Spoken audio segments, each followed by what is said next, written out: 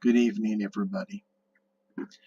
Unfortunately, we have to admit in this world of instant information and instant access that political and civil issues are entering our pagan belief systems. We have this mentality in the pagan community that you can believe whatever you want, follow your path, do as what feels good to you. But that comes with issues. Now, up in Canada and in the United States, they are having a lot of discussion about the gender fluid concept. Now, for those of you who do not know, that means that there are people that believe that your gender is a social construct and that you can be any gender you want, even though you might have male or female genitalia, or in some cases, both. That does not define who you are. In New York, they recognize, I believe it's 31 genders. And so this can be adapted and put into our pagan beliefs. Now, this is an interesting thing that I have not completely figured out yet how I would address this. We could have a practitioner of paganism that decides to have a separate gender for the divine, where all gods and goddesses, or I should say deities, have their own unique gender, because they are going, who says that this particular deity is male or female? Now you see, I have removed the gender concerns out of my belief system. While there are still gods and goddesses, I do not put major influence on it because I believe that all genders are equal.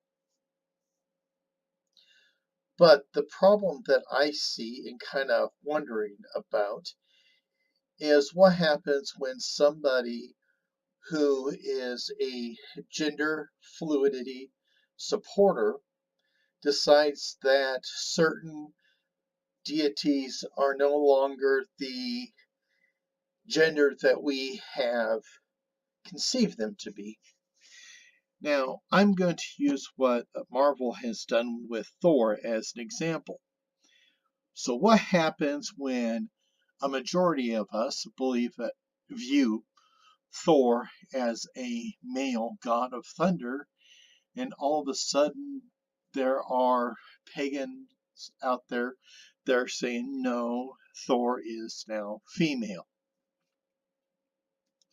Or one of the other many genders that this gender fluidity have created. Then what happens when this person tries to teach this concept to others? I have always had the belief that you can believe anything you want to, and as long as you're safe and happy, that's fine. But once you start pushing this belief system upon others, then you have to be held to some degree of accountability. Are you being honest? Are you being factual? So, what happens when somebody says that the new female Thor concept is now the supposed official Thor concept?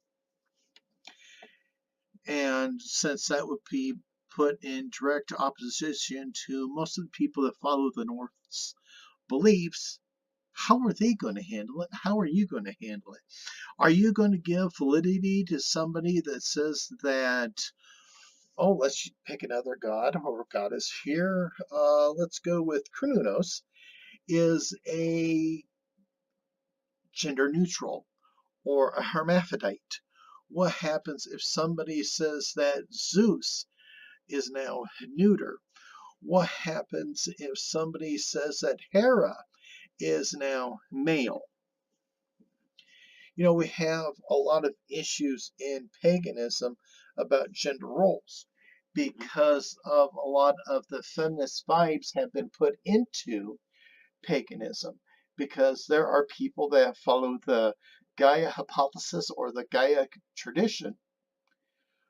Well, what happens when some people start swapping genders of all the various deities that are involved in paganism?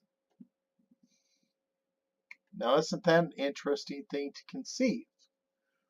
What happens if somebody who believes in gender fluidity makes Gaia into a male? Well, that is something for you to think about, and I would like to hear what your opinions are. As I said, I think somebody, if they were to keep it to themselves, that was their personal beliefs, hey, that's fine. They're not hurting anybody.